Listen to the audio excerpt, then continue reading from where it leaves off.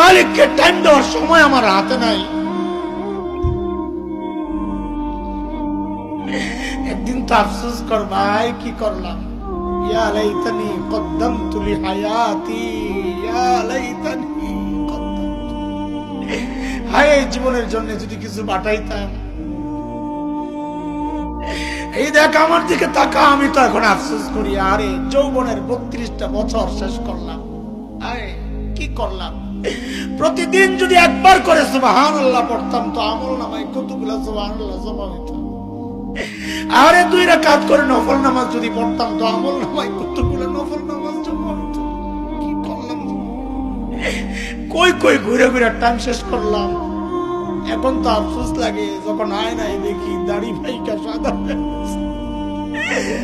যখন দেখে চুল সাদা হয়ে গেছে বুঝি আরে টাইম তো শেষ, টাইম তো শেষ।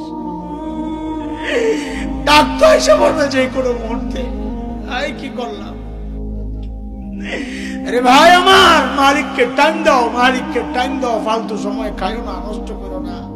আফসোস করতে হবে হাসরের মাঠে যে হায় এই টাইম কেন নষ্ট করলাম, কেন নষ্ট করলাম।